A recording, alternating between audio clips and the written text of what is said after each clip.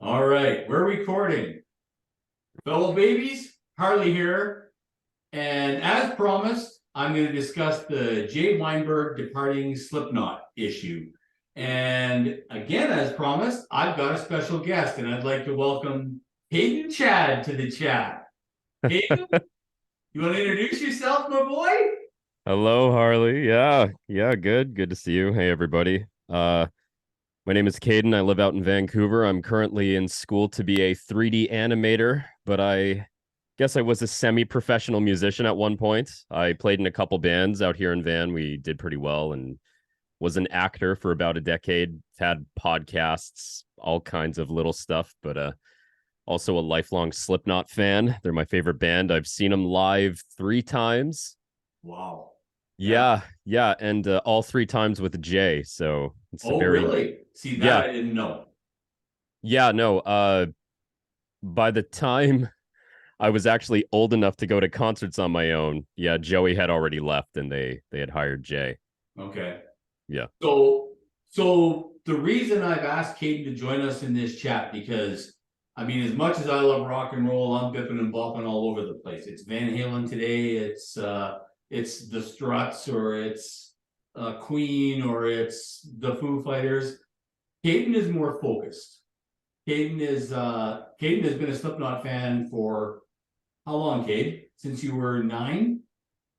uh, Like, quite a while. I think I was pretty young. You used to get all those guitar magazines, and I saw Jim and Mick in one of them, and I saw them with the masks, and I was like, "What is that?" mm, Because I had never seen anything like that. And then finally, yeah, I think the first time I heard them, I was like 10 or 11, and I had never heard anything like that before. no, and And neither had we as parents, right? yeah, Which exactly. was Yeah, I mean, and I don't know if it's unclear at all, but Caden is my oldest son. So Yeah, yeah. I mean, growing up and Caden getting into Slipknot at 10, 11 years old was, even for me as a rock fan, was kind of I guess you would call it a red flag at the time. Mhm. And I gotta say, I'm not gonna go into those depths and details right now. There definitely is a conversation there, but it has helped Caden so much, and I honestly believe that the music gave him a path forward, as much as it has for a lot of us, right? Caden, Mhm. would you agree with something like that, or? Yeah, definitely. I think it's very natural having, dedicated pretty much my whole adult life up to this point to the arts. I think we definitely need it as a society and just as humans, and I feel that the first thing we always turn to whenever we have some cognitive dissonance or something in our lives, we always turn to the arts, and Slipknot was that band for me. Especially as a teenager, I wasn't really doing well in school and everything like that, and bullying, like regular, Yeah, like a lot of it is teenage stuff and being hormonal, and 100%, right? You're yeah, yeah, and just the Beatles weren't speaking to me at that point. And of course Slipknot comes around, and it's this big cacophony of beautiful chaos and mhm, words I wasn't allowed to say and screaming. And you could definitely, especially like the first 2 albums, Iowa especially, you can feel the anger and the pain in that music, and it's opened up a whole new world for me. And I've just been a metal fan ever since, even though I feel like now I'm in a much healthier headspace than I was when I was, say, 13, but I still turn to metal every now and then. For me, it's more sonically, even though, yeah, I love the sound of metal, even if lyrically I'm not identifying with it a little bit more. But I guess to answer your question, yes, Slipknot was definitely that band for me. yeah. It was like a sonic treatment for you. I mean, it was a musical therapy, right? I mean, Yeah. I get that. I got to tell you, with every and on a whole other level we won't speak about. There's so much going on in our lives right now that I have so embraced the last Foo Fighters album, but here we Mhm. are, Yeah. because it is such an album of, I don't want to say it's not an album of pain, but it's an album of being relieved of pain. I mean, let's face it, Dave is the Foo Fighters.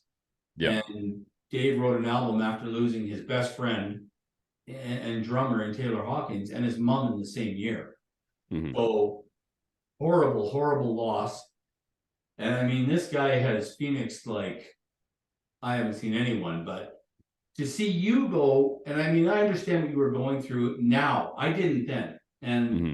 as a parent, you try to help your kids, but they're sitting in the room listening to Slipknot, and you're like, oh my God, am I doing everything right? Right. But Right. Yeah. Yeah. I see how much it helped you and how much it brought you through and made you the person you are now, which is so interesting because I mean we write off music as pop music, as devil music, or as Ozzy Osbourne was written off. Every band's been written off, right?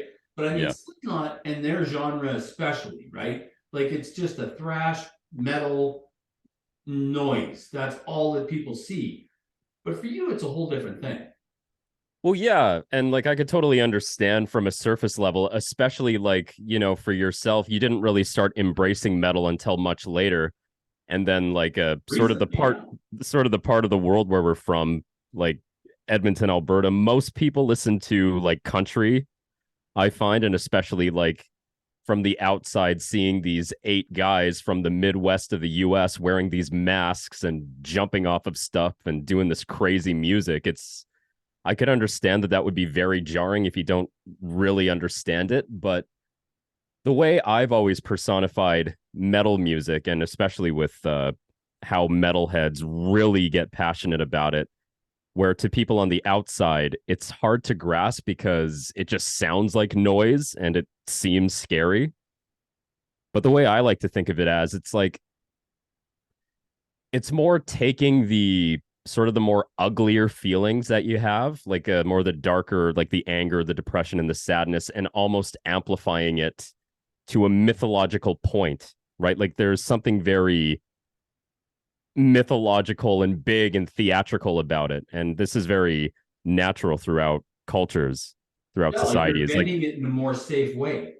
well, exactly. And I could sort of identify with the message a little bit just because the guys from Slipknot are from, Iowa, which is very similar to Alberta, kind of a very cold, isolated working Yeah. town. And if you don't really like play hockey or sort of fit into a certain mold, you don't really fit in. So there was something about the energy that I just connected with. And I know maybe on more of a mental health level, on days where I was depressed and I didn't really feel like doing anything or getting up, it was always that.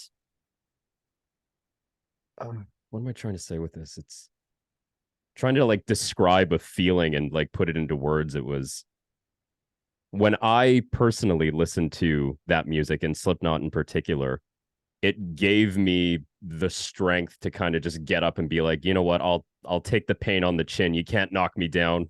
See, It's I'm glad you took the time to find that. Like, I mean, yeah, you held on for a second there, and I love that you reached in and found, yeah, what you were feeling at that time. That's incredibly important because I mean, I did not understand what you were going through, and I right. did not appreciate, and I did not help you in that. I mean, we did things, other things, moving and da da da da da, right, for your school, but personally, to delve into what you were going through and understand what was happening, I'm so appreciative actually for the music to get you through. Yeah. Well, yeah. Well, I well, wish I could have been more. I guess I wish I could have been less ignorant.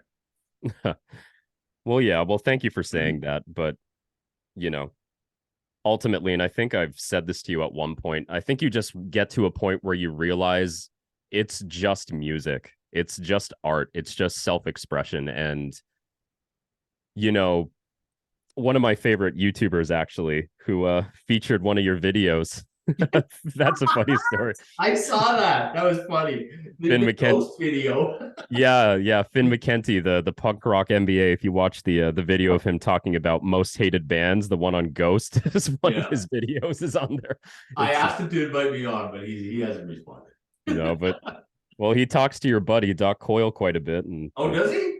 Yeah, Oh, yeah. He's had him. talking about it. I think they've been on each other's podcasts, but anyway, I think he said in one of his videos talking about like metal and sort of like what it means, especially to teenagers, but like growing up and maturing and still finding your place with it. And he always says, like, people typically get into metal just usually because something's not right, like something's going on, like there's something underneath there, but also just how that relates as an adult. And uh, I don't really have too much of a point to make with that. I think I bring that up where it's like I went through that as a teenager where like because of course you're a teenager, these feelings are happening for the first time and you don't know how to deal with them. So of course you turned like maybe like metal music in my case and you make that your whole identity, your whole personality. But I think a lot of that still remains is that same attitude where, that whole Slipknot mentality, if you will, of I'm still going to get up, I'm still going to show up, you can't break me down. The You definitely had that, and I mean, I picked that up in you in your teenage years. You were a rebellious kid, Yeah, but and that's not an insult at all. I was a rebellious kid, yeah. but what I wanted to think about or consider in the conversation was that when I was your age, for me it was Ted Nugent, Mhm. Rush, Black Sabbath, things that my parents hated, Yeah, right? And when they heard Nugent pumping out of my room, Double Live Gonzo, or I had him back in the Amboy Dukes days, or I was playing Judas Priest, or whatever it was I was playing. They hated it. So I guess yeah, on the level, it almost seems like the music steps up a generation, right? Alice Cooper used to be almost banned. You could Alice Cooper couldn't play anywhere, right? There was issues here, there, and everywhere, right? Now yeah, we're up to a Slipknot level where they want to block Slipknot, right? They want to yeah. stop Slipknot from playing shows. It just seems that every generation has their music that not only helps the young people to find themselves, identify, for lack of a better term, but Hmm. their parents they hate Yeah. just out of. And I mean, if I could go back to when you were 10 years old and have Slipknot and my mindset now, we'd probably both be sitting on your bed going like this. But I'd have a better head of hair. Yeah. Yeah, me too. Uh yeah, no, yeah, I think I mean, we especially we went we took you to your first concert, right? that's correct. Yeah. Yeah. So your first concert was Rush Rush, yeah. in Edmonton, which I mean, it wasn't a metal concert. I've been to see Rush many, many times before, but to see Rush, how was that effect on you? That was insane. For a first concert to see Neil Peart in the flesh, one of the best drummers of all time doing drum solos, that was a spiritual experience for sure. They're an incredible band. They're an incredible live band. Like, what an incredible three-piece band of Yeah. Canadian boys. I mean, Yeah, no, it's cool. I'm listening to Geddy Lee's book while I just My Effing animate for Life. 12 hours a day. Yeah, yeah. It's great. It's great. Yeah, some of the interviews on YouTube are incredible. Yeah. Getty is such an incredible person. He's such an incredible and interesting person. He's like and I mean he knows and he loves and Dave Grohl, but Yeah. they are just two such incredible people. Like there's no superstar focus, there's no attitude or ego that way. It's just they appreciate their fans and the people that put them in the places that they are. Yeah, It's absolutely. wonderful to see that. Yeah. And I see Alex was on stage with Tool in Oh, Toronto last week makes or two sense. weeks ago. Yeah. Yeah, they did a jaunt through Canada, Vancouver East, and when they got to Toronto, Alex Lifeson played with them. So that'd be interesting to see Alex, because I mean Rush was all about those crazy time signatures, right? Yeah. So yeah, him and them and Alex Lifeson playing those cool time signatures, and Danny Carey doing that absolutely incredible drumming. Talk about Yeah. incredible drummers, Danny Carey. He's insane. Yeah. It's funny. Jeez, Well, He's like all four limbs could play a different song. The guy's unbelievable. well, like even if you look at like some of those insane drummers, even like what's his name, Mike Portnoy from Dream Theater. Those Dream Yeah, Theater guys were obsessed with Rush, and I think so were the guys in Tool. So yeah. they definitely inspired all the nerdy bands. Mike Portnoy's got some videos of playing some Rush stuff. Mike Portnoy's a force. He's a force. Yeah. After Neil Peart died, he was the only person I could think of that would be like good enough to play Rush songs if they were to tour with another drummer. Did you see the Rush Hall of Fame when Rush Uh, got inducted? that was a while ago, wasn't it? Yeah, the Foo Fighters inducted them. Dave and Taylor. Yeah, I think I saw a little bit of it. Yeah. And then Dave played drums with Rush while they did the intro to 2112 for their introduction to the Hall of Fame. Oh, You got Dave nice. Grohl on like a 5-piece, Yeah. right? Like here's Dave Grohl taking one piece of toast and feeding 1 million people, right? He's on a 5-piece, doing all this Neil Peart. It was amazing. Yeah, yeah. A lot of fun. Good They had the analogy. robes on and everything. Yeah. Well, yeah. Well, Our topic was going to be Jay Weinberg departing Slipknot. yes. How, why, justification? I mean, I've been following it. I haven't seen any. I mean, I saw the notice from Slipknot, and I follow Jay on social media, on Twitter, Facebook, and a few others, and he's a very noble human being. I mean, he's a lot like his dad, right? His dad is the drummer for Bruce Springsteen, and Jay is just a total stand-up human being here. I mean, I saw his post today about, the masks and moving forward and everything, but I have to refer to you as the Slipknot expert. What do you see here? I really don't know. They've had a lot of member changes. Also, not that long ago, Craig left. Mhm. And even when Joey left, they never really gave an explanation. But after his death, I think a lot of fans read into it and found out that they actually kicked him out of Slipknot because he had some problems with drugs. Yeah, I And heard.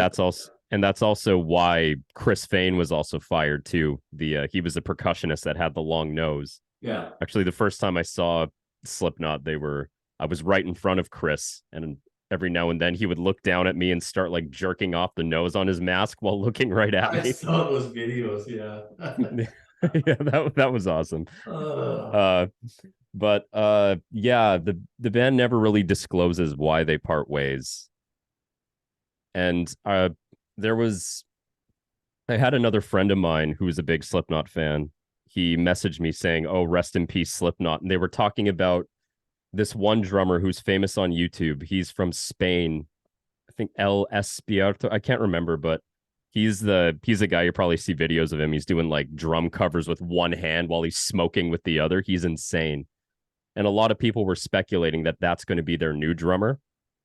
But this guy actually made a video saying that, well, no, I'm not going to be a part of Slipknot. But this is a reason why I think, because I kind of loosely know Jay. He just got married.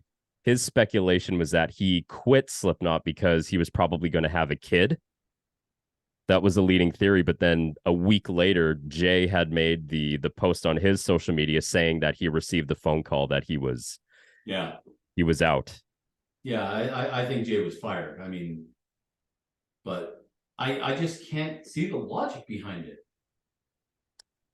Yeah, I really don't know, but I mean, was he doesn't seem, I'm sorry, I interrupted you, but he no, go ahead. doesn't Yeah. seem like a dickhead in any way, like egomaniac or a drug abuser or anything of that nature. I mean, I followed his posts right up until the end, and every show he's like he's posting his warm-ups, and then he's posting videos of the shows, and he's he is always on the top of his game. Yeah.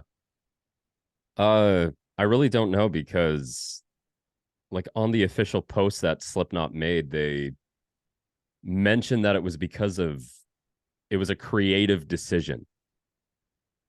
And I'm like, unless Slipknot's drastically changing their sound, because you see a lot of bands lately, a lot of metal bands are incorporating different styles of music. I think the biggest example right now is Sleep Token, who are blowing up in the metal world. Like they have a lot of different fusion, and I think maybe Slipknot I think maybe Slipknot's I jumping on that bandwagon. I don't know, but I can't talk about Sleep Token. It bugged me. yeah, I love They're them. my But any Ghost Part Two. That's where I'm headed with Sleep Token, Ghost Part Two. But I've I got a video about that, and I tried hard, man. I tried hard, and yeah. I still yesterday I was listening to Sleep Token on one of my walks, and I'm just it's like I just keep pulling the lawnmower, and that son of a gun won't start. Well, fair enough. Like But I really like it, but no, and that's cool. I mean, mm, it's and we've had this conversation as a as a dad and son, right? yeah, yeah. Like that's the beautiful thing about music. Not everyone loves the same thing, right? You love what you love, and that's what it's all about. I'm never going to criticize anyone about their musical taste. I'll joke with people who like country, but Well, I that's will not criticize you about your musical taste. It's just because they're just so varied. If we all like the same music, if we all like the same car, if we all like the same girl, it'd be a damn boring world, right? yeah.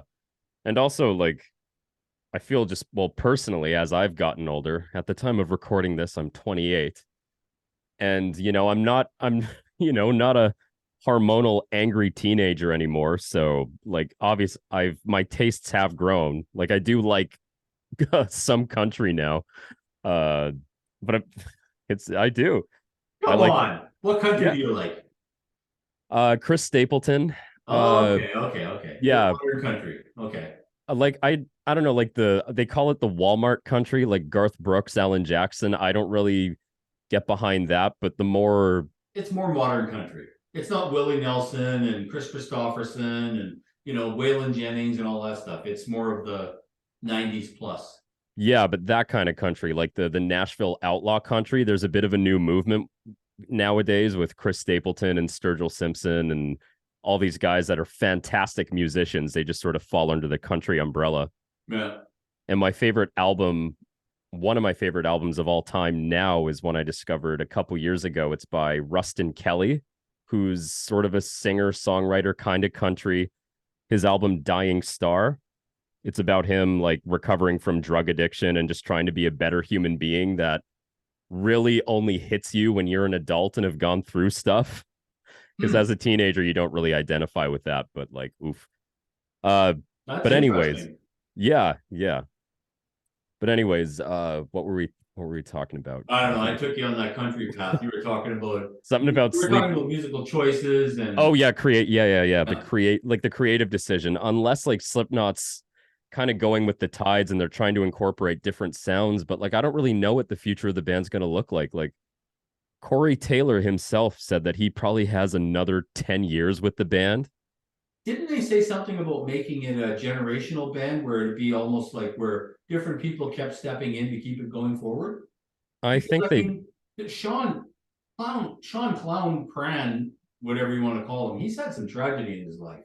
yeah. And I honestly, for that guy, I would think that it's time to maybe, I mean, if he can do it, to sit Mhm. back and enjoy the labors of what I mean, he's built an absolute machine here, right? They built a corporation, him and Corey Taylor and the Yeah. guys that originally started this. But I mean, Sean's been instrumental in that.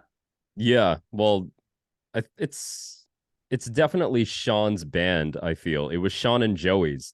Yeah. Like yeah, Clown was definitely like behind the whole like look and the presentation of the band, Okay. and Joey was all the music. And just Okay. like those two elements together made them explode in the late 90s. So it was Sean's idea for all this crazy shit on stage with the because I mean he was the one. Now correct me if I'm wrong here, but wasn't he the one that had a jar of dead birds that he used to smell? He used to open it up and smell during the show so he could vomit during a concert. Yes, yeah, Okay, yeah. that's true. That happened. I Uh never saw Eddie Van Halen do anything like that. oh yeah, it's man, I David love Lee Roth came close though. Dave was the best. right. I love watching live Slipknot shows back from the late 90s when they were first coming on the scene and just how crazy of an energy it was then. Yeah, Even Yeah. like with Sid Wilson like bashing his head on stuff and climbing Yeah. up and jumping into the crowd and Yeah, but like Mick. you were saying with Iowa, like that album, like I've listened to that album a few times, and as somebody who has no knowledge of the history, to listen to Iowa is scary. Yeah. Like that album is scary. Yeah. Like there's I understand. I don't think if these guys hadn't formed Slipknot, they wouldn't be here today. Oh, they've all come from troubled pasts. It's Mhm. crazy. Yeah, but I mean, I think the band saved themselves as much as their music helped you. Yeah, absolutely. And I think that's why that they're such an important band to a lot of people, especially at that time too. It's just like because they took those very raw, angry feelings and turned it into something, Mhm. turned it into a piece of art. And there's beauty. One of my favorite sayings is the divine is also in the dark, right? Like it's very healthy to turn those emotions into music. And you see it all the time, even like we were just talking about country. Like the real country is very sad. It's Yeah, very fucking sad, right? yeah, So you got to you got to put that energy somewhere, or else you'll just internalize it and drive yourself crazy. yeah, So a lot of people got behind that, but obviously, like now they're a lot older, and they of course live very well because they're very successful. And yeah. yeah, I think they're getting to the point where they're an older band and they're starting to become a legacy band because now like all the metal bands now you can hear the Slipknot influence. And Yeah, because it's been what, 91 they started? yeah, well their first album, the one that they blew up with, Slipknot, that came out in 99, and Iowa I think was 2001. Wow. So kind of right at the turn of the century. Like when I discovered them was during the volume 3 era, right before All Hope Is Gone, when Joey and Paul were still around. Mm. But yeah, but I guess tying it back to Jay, uh, the one thing that upsets me about it is he had some of the biggest shoes to fill in the metal world, Agreed. having to take Yeah. after Joey Jordison, like who's widely regarded as one of the best metal drummers of all time. Everybody was talking about Joey when he left them. That was the topic of conversation. Yeah, absolutely. I wouldn't want to be walking down that hallway after him. Yeah, exactly. And then to not only fill those shoes, but also actually like get to the point where he's respected by all the fans as a drummer, and especially like the albums where he was the sole drummer, like the last 3 albums, I think he did some great work. And it's not like he's trying to copy Joey Jordison. Like obviously when they play the older stuff live, he's playing Joey's parts and he does them so well. That's that's exactly right, and that's a great point. He can play the existing music incredibly, but I think you're right. There's the last 3 albums that he was on. His drumming is standalone incredible. Yeah, absolutely. And then just to sort of be up and fired like that, I think the fans are starting to sort of see it as like, well, Slipknot's not really like the brotherhood that they lead on. It's definitely a big business entity, and nobody really knows the reason, and nobody's disclosing anything. And poor Corey, because he just released his second solo album. If you go on his Instagram, all the comments on every post he makes is fans going like, "Well, oh man, I can't believe you're posting funny videos about poop or whatever." And just like, and you just fired Jay, like all this shit. Yeah, I don't know. It's a tough one to get past. It really is. I Well, can't put any logic to it. I mean, if I've got a car and every part of that car is working incredibly well and I'm humming at 200K down the road, why do I want to take the transmission out all of a sudden? yeah. Unless I've got a way better transmission sitting at home, I don't know. Like change without justification just doesn't seem to cut it. Well, it's going to be interesting to see because they have announced that they're playing rock festivals next year. Yeah, yeah. Well, they're playing with the Foo Fighters. Yeah, so I think they obviously have somebody that they're working with now, like they already replaced Jay, but that drummer is, I feel bad for whoever that is. having to not only deal with the controversy of them firing Jay, but to play Joey Jordison stuff and Jay Weinberg stuff. Oof, that's a tough Yeah. job. Well, that's the thing. Now you've got all kinds of shoes to fill, right? You've Yeah. got three drummers' shoes to fill now, and Weinberg's a tough act to follow, man. Yeah. I don't know. Yeah. Well, like, and it's interesting too, because I know they fired Joey because he was on drugs, especially after Paul Gray died of a fentanyl overdose. I think that was a zero tolerance thing in the band, and it was revealed that that's why they kicked out Chris Fain as well. Yeah, But with Jay, he doesn't really strike me as that kind of guy. I don't think there's anything. I mean, I'm watching posts from him to today, and there's no issues at all. Like he's totally coherent. There's no, I don't know. I can't see. I saw the post from his dad. I don't know if you saw that. No. Max Weinberg posted to him when the announcement came through from Slipknot, and he just said, "Total positivity, son, and we have total faith in you, love you a ton." And it was beautiful. It was beautiful. Mm-hmm. So I don't know. I think that he's a total stand-up human being, and there's just some reason that we haven't been told that Slipknot decided that parting ways with him would be for the best, and I don't know what it is. Well, I don't know. Like they said in the post that it was a creative decision, not like a personal reason, but I have no idea. They didn't like his writing for the next album.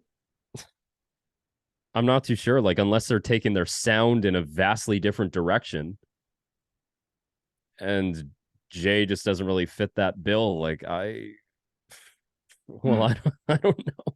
Yeah, yeah, I know. It's crazy.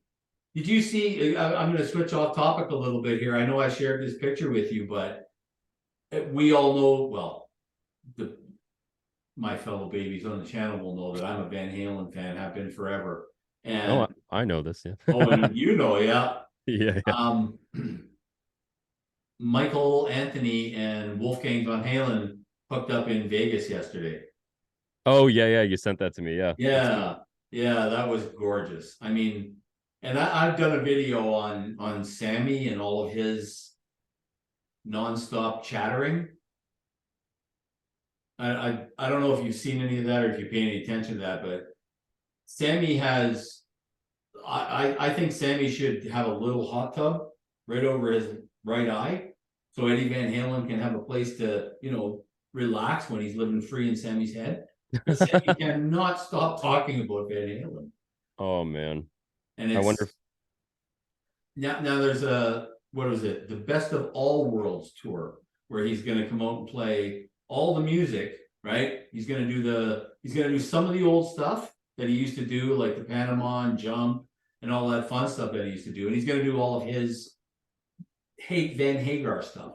Right, so he's got himself, Michael Anthony, of course, Jason Bonham, and he has Satch. Oh, okay, Yeah, so Joe. Yeah, yeah, there's an unfortunate video of Satch online trying to play the opening to Mean Street, where it's just all tapping, right? Neck tapping. yeah, And yeah. he doesn't get it right, and people are tearing him apart. Not like Joe Satriani is one of the best guitarists on the planet or anything, but we'll leave that aside. Well, yeah, like obviously it's like it goes back to the whole conversation about like Pantera saying it's Pantera with Zach Wild, right? And the guy from Anthrax. Bingo.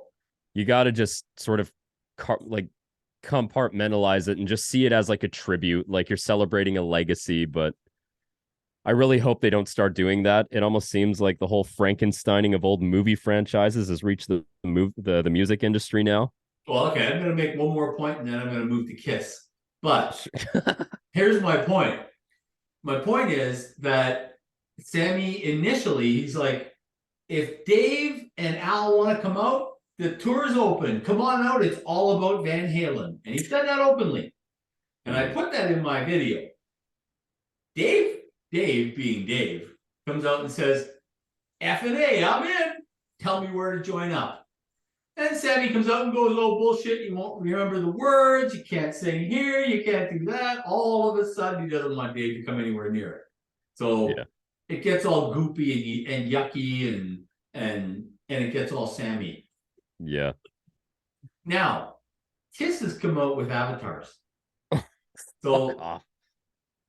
we know that the end of the road is done. They played their last concert in Madison Square Garden, right, where it all started for them. And they've come up with avatars to continue on to the future. Avatars, of course, don't include Peter or Ace, Oh, okay. right? The avatars are Gene, Paul, and the two new guys. Yeah, I know the guitarist, I can't, Tommy Thayer. Tommy yeah, Thayer, yeah. he was in a Kiss tribute group before he joined Kiss. Hmm. So that's who the avatars are. Thoughts? I don't know. I kind of stopped listening to a lot of classic rock a while ago. Uh, it that definitely sounds like a Gene Simmons thing to do. Yeah, it's generating dollars, right? And then if it generates dollars, Gene's all over it. Yeah, well, like I don't know. We have there's a big nostalgia problem. We're man. Yeah, I don't know. I'm speechless. Just like Yeah, great. because I mean, like the bands that I grew up with, like Canadian band Trooper, they're all new members now, Mhm. right? I don't know. Well, Rush, of course, is Rush. Brian Adams is still touring. Honeymoon Suite is still touring. Um, who else is it now that's touring? Oh, Foreigner is now touring with all new members. There's nobody in the band that was there anymore. But I mean, Yeah. you get all these bands that are just have just moved out members to where they had one guy left, and bang, he retires, and now it's John band with all new guys. Well, like whatever happened to just if like you want to keep doing music, start a new band.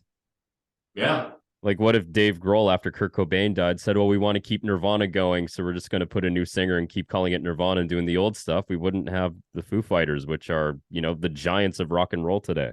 Oh, oh. They're like the. I have a tiny heart, tiny, like it's probably like in this little circle right here. But in that tiny circle of my heart, 1/4 of that at least is the Foo Fighters. I just Right. can. I love that band. Past I like my Sunday. I do a 10K walk every Sunday, and my Yeah, you do. 10K walk is two Foo Fighter albums. It's just, and today was what? But here we are, and I can't remember what the other one was. Oh, Medicine at Midnight, and that's my Sunday walk. Nice. Damn, I love that band. Well, bud, Beautiful. have we killed it? Where are we at here? Yeah, I don't know. The one thing that I will say though, it was very sad for me right after Joey Jordison left Slipknot. So Joey is my favorite drummer of all time. Jay is up there as well. Okay. Uh, all the projects that Joey did after Slipknot really didn't take off. Like I think Scar the Martyr, Sinsanum, and Vimic, I think was the other one. Wow. Not bad metal bands, but like he went from doing arenas with Slipknot to basically doing clubs with his other bands. And that is so sad, especially because the music part of it, especially in the first 2 or 3 albums that really defined Slipknot to the world. Uh, the music part of it, that was all Joey and Paul. They're responsible for the Slipknot sound. And for sort of him to do that and then just sort of die like he did, that was very sad. So I really hope that whatever Jay does next does really well. Yeah. And that it's a happy ending for him in that regard. Yeah. And I mean, I haven't heard anything about anybody picking him up or him talking to anybody else. He's just got a total positive attitude. He's moving forward. He's playing, Yeah. and it's going to be what it's going to be. I Yeah. mean, Slipknot is not going to have a problem finding a drummer. We know that, right? Yeah. And I don't believe Jay's going to have a problem finding a throne to sit on. Yeah. It's just a matter of where those two things end up, and yeah, it'll be. It's just two very talented entities that have split, and it's gonna be interesting to see where they end up. It just, the question's always, we'll probably get an answer in what, a year, 18 months, 2 years, whatever, whenever somebody just barks out in an interview, like Corey just gets sick of answering the question and says, look it, we just didn't like the guy. You know, Yeah. he drank all the chocolate milk in the on the rider or something, right? Yeah. Like it's gonna be one of those things, but yeah, it just, it's a big question right now.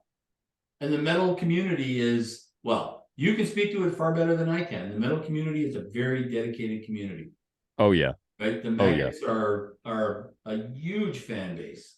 Yeah. If you have the Kiss Army and you have the Maggots, and remind me of all the other nicknames that fan bands have. Yeah, I don't know. Like it's Kiss Army and Maggots. Yeah. And it sounds like the majority of the maggots are siding with Jay, oddly enough. Really? See, Yeah. that's interesting. Yeah. I've been seeing a lot of comments of like the band isn't anything like it used to be. I was watching a video of them playing Bloodstock a couple months ago, and I love my baby boy. I love Corey to death, but he was struggling. Wow. He was struggling to sing that stuff. Well, and that's the thing. I mean, it's age, right? I mean, it gets harder. Like I watched an interview with Dave Grohl the other day, and he was talking about the stuff that he wrote back in the day, and like it gets hard to sing that now. And he says, like I say, like everything I write is on an acoustic guitar, and I sing Yeah. it like Yeah. sing okay. But then he says, I get on stage or I get to the studio, and how the hell do I sing that now? Yeah. Right? But he likes to struggle, and but age affects you.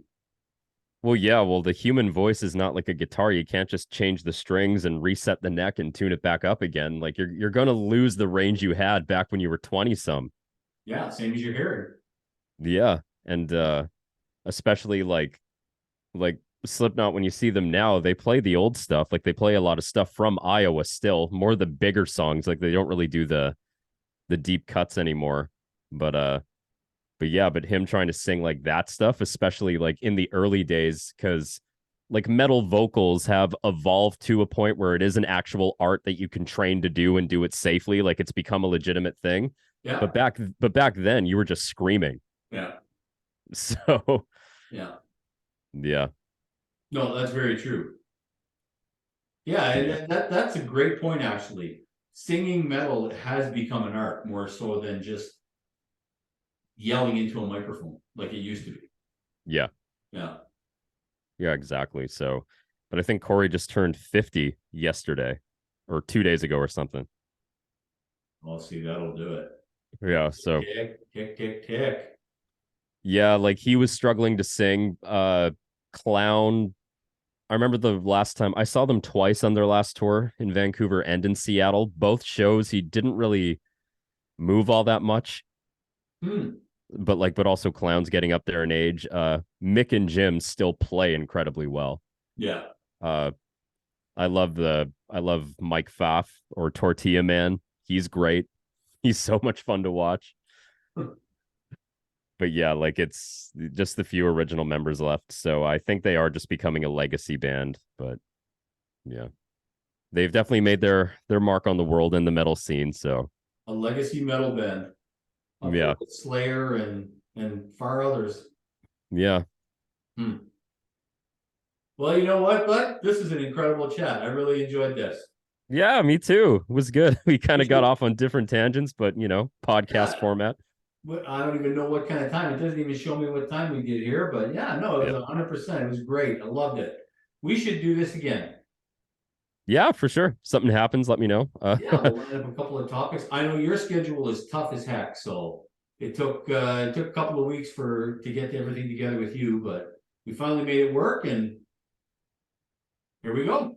Yeah, I'm in the middle of switching careers, so I'm at school like 80 hours a week. Yeah, no, and that is what it is. Yeah. But, all right, well, we're gonna see you for Christmas, Yes, sir. and all my fellow babies, thank you for tuning in. Caden, love you to death. Love you too, Dad. Thanks for having me. Everyone, love all you babies. Take care. Thanks again for tuning in.